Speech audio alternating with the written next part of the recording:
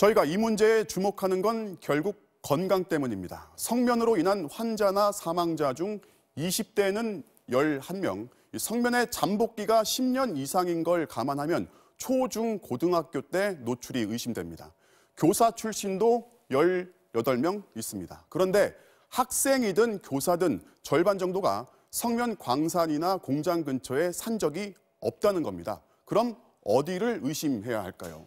학교라고 단정 지을 수는 없어도 분명 안전지대는 아닙니다. 그렇다 보니까 성면 지도 만들고 이렇게 관리 매뉴얼도 200페이지 넘게 두툼하게 만들어 놨습니다. 내용을 좀 볼까요? 성면 학교는 6개월마다 부서진 데가 있는지, 성면 가루가 날릴 가능성이 있는지 조사를 해야 하고요. 제거할 때는 경고, 표지도 이렇게 붙이도록 되어 있습니다. 그런데 성면 지도가 엉터리면 이런 매뉴얼 있으나 마나겠죠. 그리고 그 피해는 아이들과 교사들의 몫입니다. 이어서 정동훈 기자입니다. 남아있던 성면을 모두 제거해 지난 2016년 무성면 학교가 된 서울 윤중초등학교입니다. 그런데 다 없앴다던 성면 자재가 지난해 1661제곱미터 대거 확인됐습니다. 첫 성면 지도를 그릴 때 뭉텅이로 빼먹은 걸 뒤늦게 알아차린 겁니다. 올해 1월에야 고친 성면 지도를 보면 본관 1층부터 2층 1학년 교실, 3층, 4층 거의 모든 층 천장이 성면 자재인 걸 알 수 있습니다. 성면인 줄 몰랐으니 관리도 엉망이라 4층 성면 천장 곳곳은 지난해까지만 하더라도 구멍이 뚫려 있었습니다. 1학년 일반 등 사실상 전학년 교실과 튼튼이 방, 정교 어린이 회의실 천장 등 모두 29곳이 비슷한 상태였습니다. 매뉴얼대로라면 즉시 보수해야 하지만 성면인 줄 몰랐으니 방치되어 왔던 겁니다. 또 매뉴얼대로라면 노랑 바탕에 붉은 글씨의 경고문도 붙여야 하지만 어디에도 없었습니다.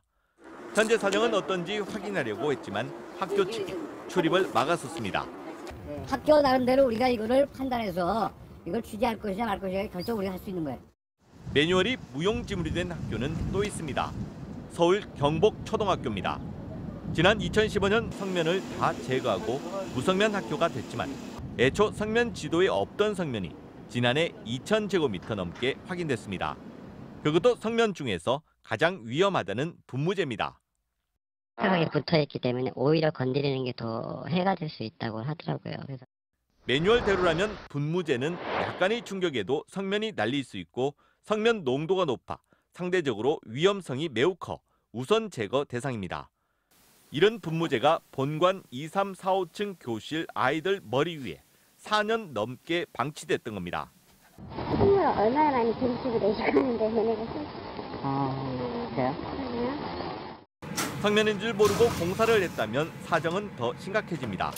서울 창신초등학교와 인천 송림초등학교가 그런 경우입니다.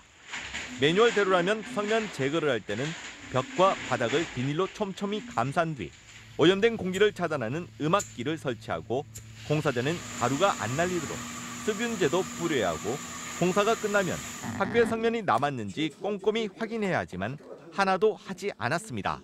여기는 당연히 무성면 학교다고 인지를 하고 이제 공사를 한 거였죠. 성면 자재로 되어 있는 경우에는 날릴 수밖에 없는 거죠. 게다가 성면이 있는데도 무성면 학교로 교육청에 인증까지 받고 나면 성면 안전을 관리하는 전담자를 따로 둬야 할 필요도 없어집니다. 아이들 같으면은 뭐 막 공 던지거나 신발 던지거나 막 그러잖아요. 그러면 깨지기도 하고. 그런데 이제 거기에 성면이 있다 그러면 이제 고스란히 노출이 되는 것이고. 무성면 학교로 잘못 인증받은 학교는 부산 내성초, 인천 건지초, 대전 유성초, 강원의 남산 대포초 등 현재까지 확인된 곳만 45개 학교. 해당 교육청은 최근 무성면 인증을 무더기로 취소했습니다. 엉터리 성면 지도가 드러난 건데 무성면이었다, 성면이었다, 오락가락하는 사이 아이들은 성면 위험에 무방비로 노출됐습니다. MBC 뉴스 정동훈입니다.